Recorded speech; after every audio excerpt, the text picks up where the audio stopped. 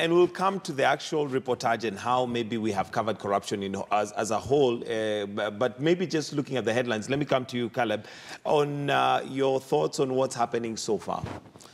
I think so far, from a Kenyan perspective, it's an interesting story. It's dramatic to the eye of the Mwananchi, but we must contextualize. We must tell the viewers and the readers that it has happened before. We've had similar drama before. And the question is it drama for the sake of drama itself, or are we going to see something serious come out of it? And are these the real characters, or are they just scapegoats? Oh, are they just scapegoats? Yes. Mheshimiwa, your thoughts on what's going on so far? And of course, there is the question that has been asked by some as to why the person in charge, or who was in charge at that time, Honorable Cecily Kariuki, is not on the dock. Well, I have seen that, but obviously I think the biggest problem I face when the news media reports corruption is that it generalizes. The reporting is so general. The reporting is exaggerated to a certain extent that you do not know where it starts and where it's heading to. And thirdly, it kind of puts it in a group mentality to say that it's the party, it's this government that has done. It does not focus on individuals and individuals' responsibility.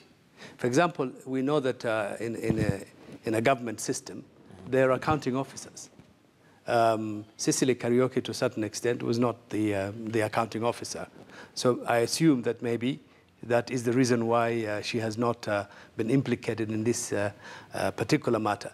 This is not to say that she is guilty or not guilty of anything. It simply means that when you're asking why she has not been arraigned in a court of law as a journalist, you must explain the reasons why you would think that is the case. Why would she be? So my assumption is that the prosecutors have focused in this particular group because they are directly responsible for the loss of money or for the stealing of money. And I think that is why it is important not to ethnicize, not to politicize the reportage, not to editorialize. Of course, you can write editorials and opinion about it, but they must be very clear. When you're reporting on very critical issues like corruption, you need to be factual, explain what has happened and what is happening and what. But more importantly, what does all this mean? You know, what all these billions, you're talking about billions as Buire had just said. Even for me, I find it mind-boggling because how could it happen? Why is it happening? And these are some of the things the ordinary person and the consumer would like to know from the media. Okay. But you don't get that. Okay, we'll come to matters corruption because that's our main subject, what we're going to be talking about, especially looking at it from a journalistic point of view and from the newsroom perspective. But there's also another story here that gets my interest on page 8 of the Standard. Man arrested by police found dead days later.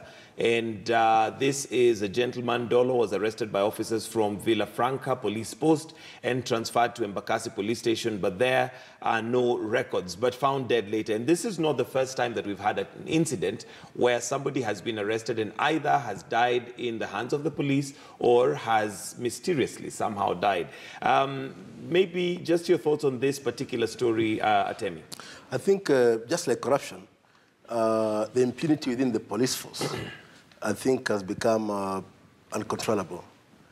From the days of Kenyatta into Moi's era, the police were known to torture and kill with impunity. But I think with time, it's becoming more and more serious. And it has reached a level where you ask yourself, who is in charge of the police force? Because it's not the first time we are seeing such a story. There are similar stories. Human rights bodies have come up with reports documenting police torture and police brutality. But they seem not to be bothered at all. So I think just like corruption, and I think what's happening within the police force is actually a reflection of the society itself. It's actually part of the corruption. Because once a society is corrupt, everything else collapses. All right, and at this point, we want to release KTN Home, our KTN Home viewers, for Life and Style to begin. But on KTN News, we continue with this conversation. And also, we'll be getting into the newsroom where we're going to be looking at the reportage on corruption and whether we've done a good job or not. And remember, the question that we're running is to do with that. But for now, we want to release our KTN Home viewers for Life and Style to begin. KTN News continues.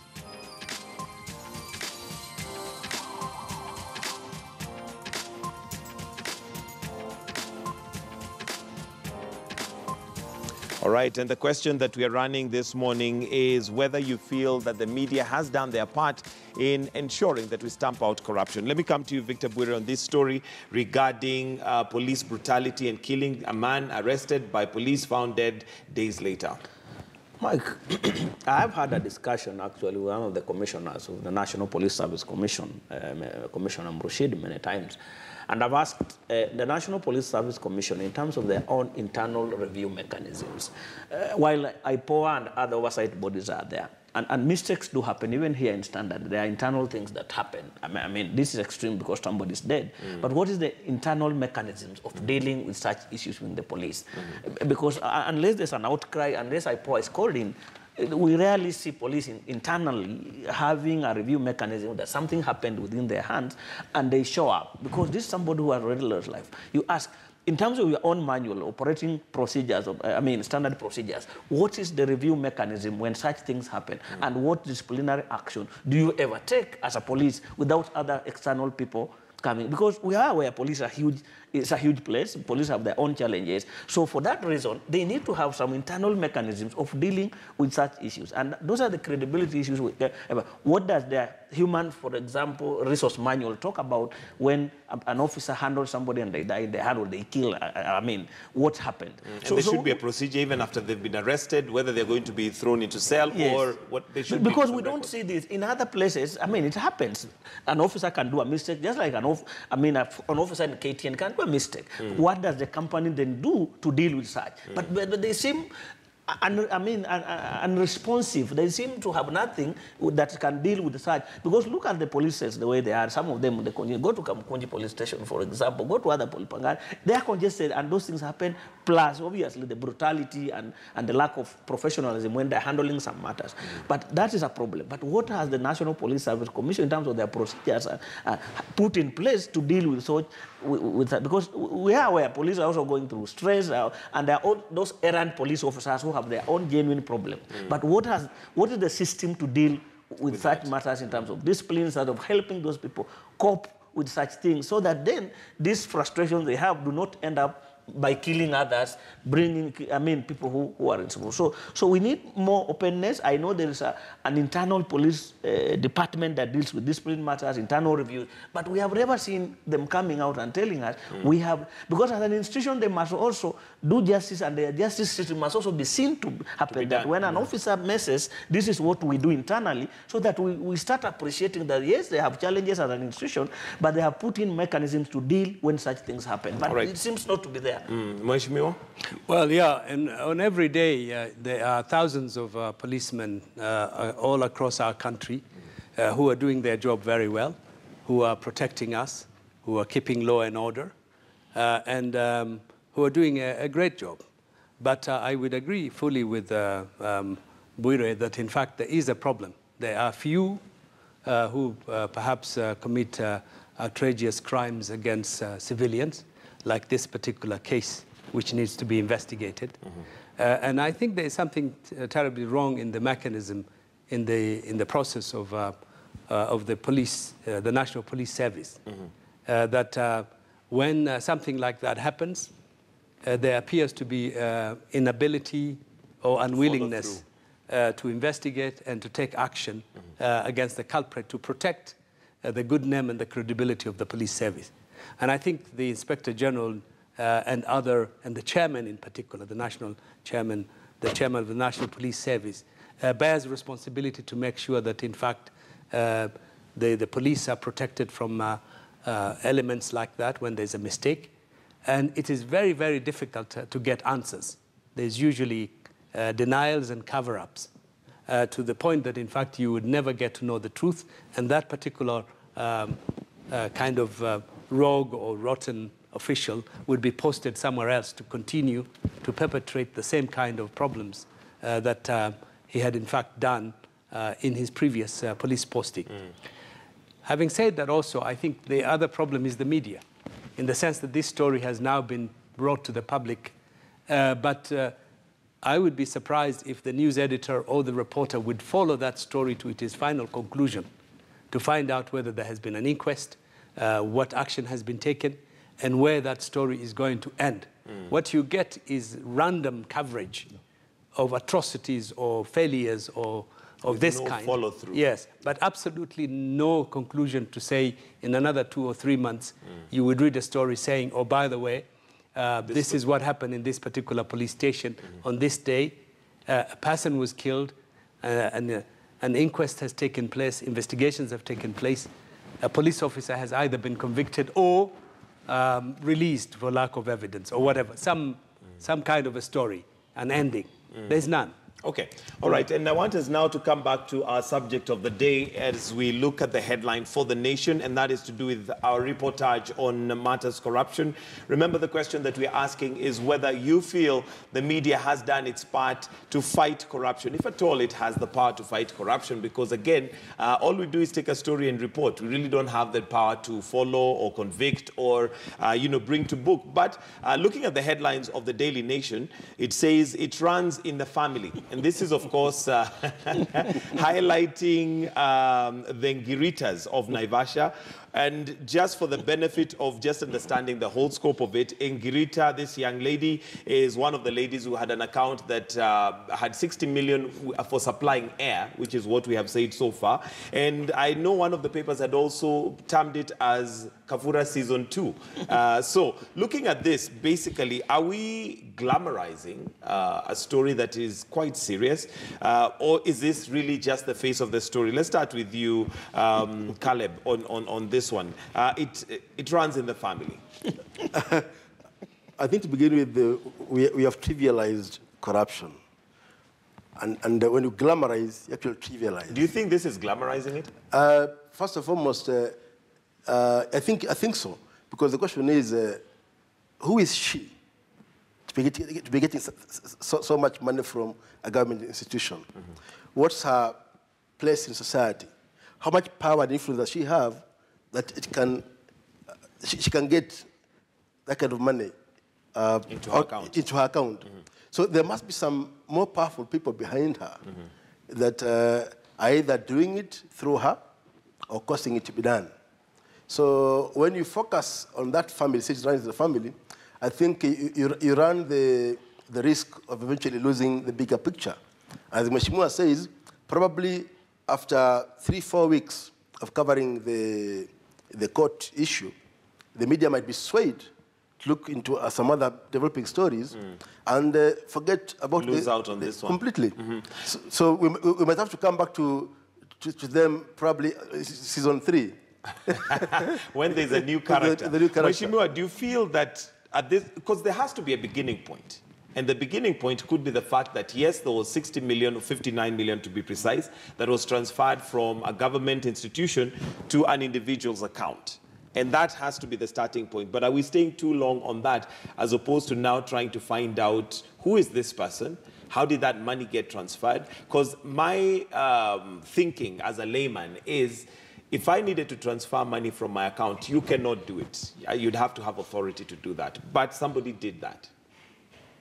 Your thoughts on whether we are concentrating on her for too long as opposed to now getting to the back end? Indeed. I think it is just because of her background and because of her looks that I think she's become a fair game for the media.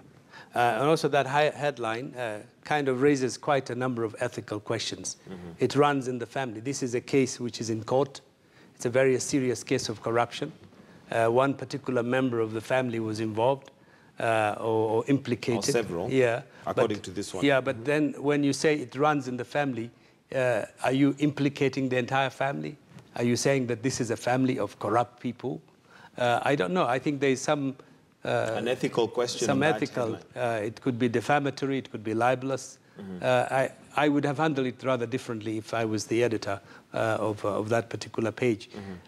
Of course, that headline is a great headline, to sell a newspaper. But I don't know whether, in terms of ethical reporting, whether that this really does... And maybe that would also bring in the question of where do we draw the line? Because at the end of the day, it is a business. So the paper needs to be sold. Just like you've rightly said, that headline is catchy. It's one that maybe would make me want to pick the paper. But the question, again, being, at what cost?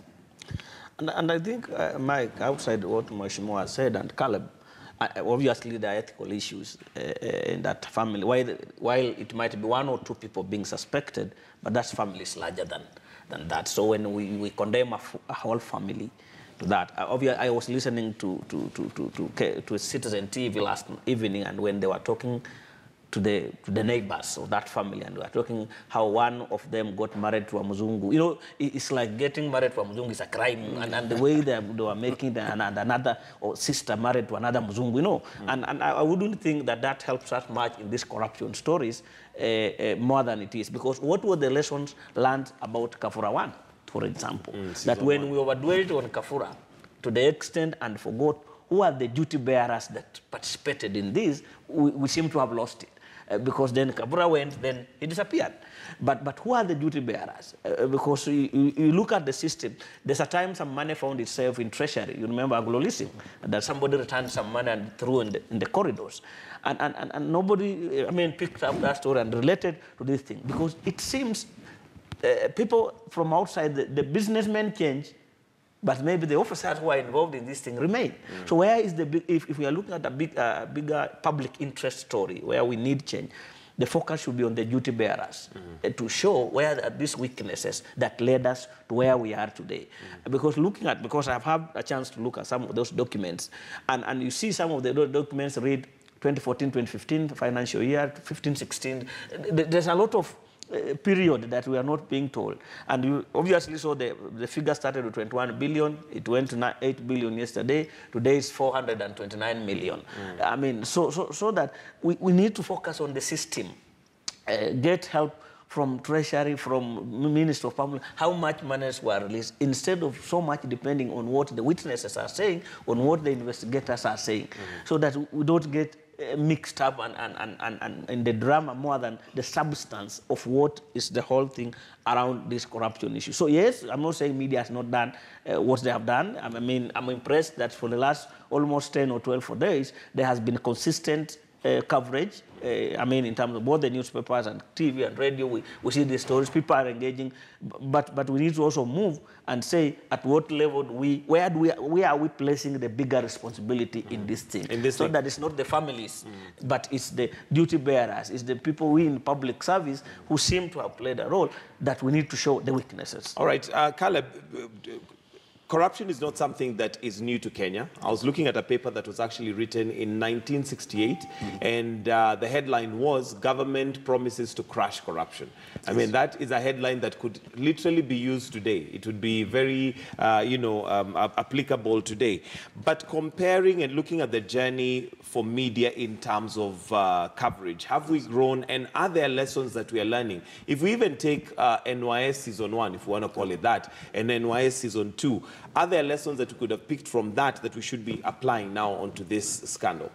I think the media has done a tremendous job, given the time, given the resources, given the environment under which they operate. The media has done a tremendous job. However, I think the media needs to go a step further. There are many lessons that can be learned. Number one, who breaks the story? Because in the olden days, we had established investigative desks. I'd be the one that would thoroughly look into the government departments and ministries, and they'll be the ones breaking the story of Kafura 1 and Kafura 2. But there's a danger when the story is leaked, especially from government departments, from NIS, from leaders themselves. The danger is probably you are being given a tip of the iceberg. Probably there's a bigger story that you may not know exists. And probably there are, some people would argue, there are bigger political agendas that allows sudden upsurge of corruption stories. So I think what the media needs to do is to invest more in their people, the power to investigate. So that we have a team in every media house that focuses only in teasing out corruption issues in every government and private sector departments. That way we'll be safer. And also to learn to focus on, as Victor calls them, duty bearers, and learn not to be swayed by real non-players. Non-players. Non-players, yeah. Because eventually, when you dramatize and stick to the kafuras, the bigger thieves and robbers, they'll walk away duty-free. But I think the media has done a tremendous job. But the media houses need to go back to where we used to be. You have a desk specifically looking at some of these issues in government institutions. Yes. Mheshimiwa, your thoughts on whether we are learning lessons? Because this is not a new story. Corruption is not a new story that we're handling in Kenya. Yes, but I think what is new is the opportunity. I mean, when you're talking about corruption in those old days, we had a one-party dictatorship. We had very limited media freedom. We had very few independent institutions. It's quite a different scenario this time. We have more institutions. We are freer as a country. That's why the reportage is as extensive as it is. But what is lacking here in my context, in the context, is that what is the context of these stories? Who are the faces behind these huge amounts of money? And is any newspaper setting up an investigative team to follow up these stories, to find out the story behind the story in a way? I don't see that. I don't see the analysis. I don't see the big backgrounders that you would expect to give us a context of how big or how problematic it is. For example, when you look at the names of the people who have been brought forward as the accusers, a lot of people say that these huge amounts of money would not have been able to get out from a well-protected government system. Is that you would see that a lot of people want to know who is behind these stories, who are the real players, duty bearers, as you said. So that's one thing I'm looking at. The other thing I'm looking at is to see that how our institutions are working. For example, I'm very impressed with the work of the director of public prosecutor. The DPP is doing a great job. The Department of Criminal Investigation is doing a great job. They're working in tandem, and they have brought the largest number of high-ranking people to court for the first time in many years to face the law. So to a certain extent, it seems our institutions, our independent institutions, are beginning to bear fruit by bringing these culprits to court as quickly as possible. Okay. All right. And there are those who also have said that this could be a PR exercise, especially with the numbers that we're seeing now. And this is also on the backdrop of what the president has said previously, because he has been on the forefront speaking wise in terms of fighting corruption. Whether it is a PR exercise or not is something that Victor would like to hear. But let's listen into what the president had to say in regards to corruption previously. We set up a multi-agency so that we can coordinate our affairs. Still no movement. I sit with the Chief Justice. Please, why don't we expedite this? Still no movement. As Justice Kihara, I've just heard him sitting there saying, I wish that there would be a way. 1, 2, 3, 4, 5, 6, guilty, innocent, if guilty, charged. Nothing. And by the way, I have taken the actions that I can take within the Constitution, respecting the Constitution. When we sit down, and I challenge all the agencies here, they said, oh, we don't have resources, we don't do it. Again, that is within my power, giving them all the resources, and I challenge them. today to stand up and say that we have been denied resources and that is why we are unable to move. That's not the case. The judiciary, I have even no role. I even actually challenged it, and they went because it's themselves, right? And I was told that the Judicial Service Commission is the one that has the role, and they went because ni wenyewe kwa wenyewe kujidefend. They'll give me one name, and my only role is to sign. Who is a judge? Who is the Chief Justice? I have no role. But yet, I stand accused that the executive is not doing enough. Ladies and gentlemen, what do you want me to do? Niwaulize. Na ndio Chief Justice sasa ako na nafasi ya kufunga wale mabonyenye ambao wameiba pesa mingi. Nafasi kwa jela sasa imetoshea. So kwa hivyo afanye haraka, amalize kazi yake. You have space. There's a lot of space now for you to deal with those people properly. Na maharagwe pia ni mingi na no individual can steal Kenya's future. Yet this will not stop some from trying. But the rogue elements who try to subvert the dreams of our youth and the future of our country will always be overcome by our resilience. They will always be overcome by our youth who choose the path of hard work and hope over the easy path of corruption and sloth. Such youth can always count on my government's support. All right, and Victor, let me start with you. And have we made it very clear where our failure comes when it comes to fighting corruption? We have the president there with very good sound bites in terms of his fight against corruption, and we have people who also blame the presidency or the executive for not fighting corruption. Have we made it clear where the failure is? I think I also find some insincerity in some of us sometimes. At one stage, you want independent institutions to do their work. At the same time, you are saying the president is not directing or forcing him to do. So at what level? The president, just like anyone, has expressed his desire that he wants corruption to be dealt with. I mean, just like any other Kenyan is saying, we are concerned, but he's the president. But he's saying, what are the relevant institutions doing in doing? So to me, that just does not mean the president is interfering in the operations of independent institutions, but he's from his highest level also expressing that he needs more to be done. So what are I work, for example, at the Media Council of Kenya, where I've been given mandate to do one or two things. Now, why would I again be blaming the president if media is not doing this and this? So because I'm then be failing, I've failed in what the work I was given to do in an independent institution. So to me, the president has given the goodwill, because people have been saying there's no political goodwill to fight corruption. So from his office, he has said, I am willing.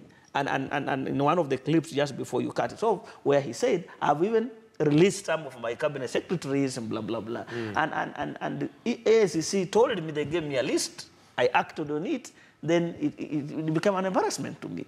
So to me, the challenge I'm seeing there is that independent institutions, like Mheshimiwa said, we see a fresh resolve, push by the independent institution to do the work they're doing. What is needed more is more institutions working around issues of transparency and accountability, both in Ghana, because the DCI, there's anti-corruption, there's now Auditor General, Director of Budget, a number of institutions that are involved would be saying, how do we put together our resources? We can even convict 1 or 2 people, but we do a conviction, then arrest 100 and we don't do anything. So to me, it's not the quantity of people, it's the quality of the work we are doing. And remember, the work of journalists is not to victimize people. Right. The journalists are pursuing the truth.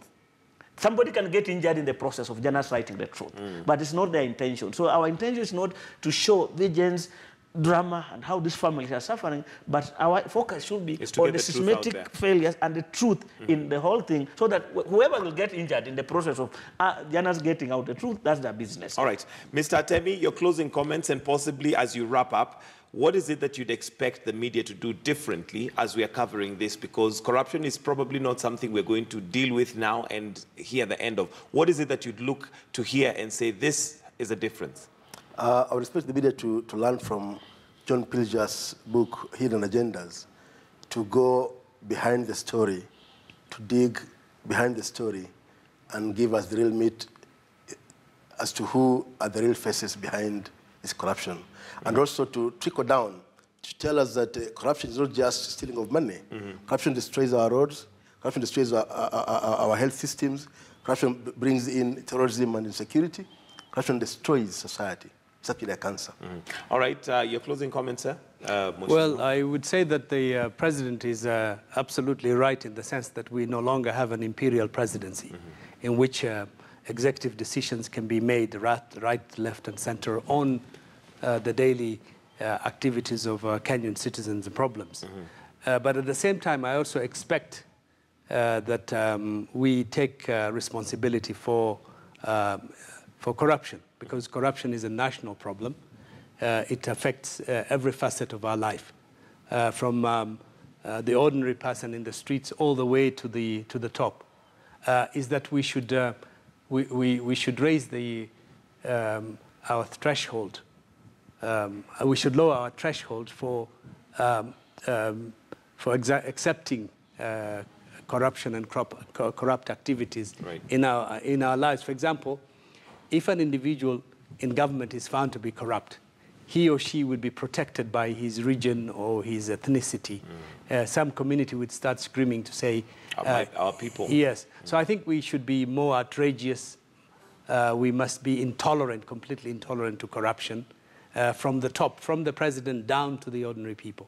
And if Kenyans were willing to do that, and it is reflected in our newspapers through serious investigation, in which you bring out the culprits and you give us concrete information on what is happening, then we can make an informed decision. All right. And our judges and our policemen and our prosecutors can also hopefully can follow suit. Room, very briefly, Victor. Room for journalists to show that there's now, there's room for journalists to show that they can do their own independent investigative journalism, that we don't just rely on investigators' tips and the rest. Let's also go and show that journalists can do investigative journalism. There are tools, there are systems to help. Let's show this corruption and tack it to the illegal financial flows, tax evasion, and the rest, that how much is it costing us if these things are happening, if illegal businesses are happening, how much are we losing? What are we denying Kenyans? What are the systematic failures? What lessons do we learn? What is the connection? From the money that are getting, and relating it to the malls that are coming up every day, the investment that are coming up from people who do ordinary, where are they getting the loans? The responsibility on banks, because there's also now that role. Where are the banks? How are these monies moving? Where is the system? Why would one person, if you want a million today in Kenya bank, the system you go through, how is this money moving through banks? So what were the lessons learned on Kafura 1 that we never did to follow up so that we ensure that at least justice is not just be done, but it's seen to be done. Seen to be done. Thank you, gentlemen. We'll have to wind up there because of time. Victor Bwire, Programs Manager, MCK. We also have Honorable Yusuf Hassan, Member of Parliament for Kamkunji. And last but not least, Kalabatemi, who's a communications consultant. Thank you for joining us this morning. It's now 21 minutes after 7. Right here in the newsroom, we're going to take a short break, but do stay with us. We've got more coming up.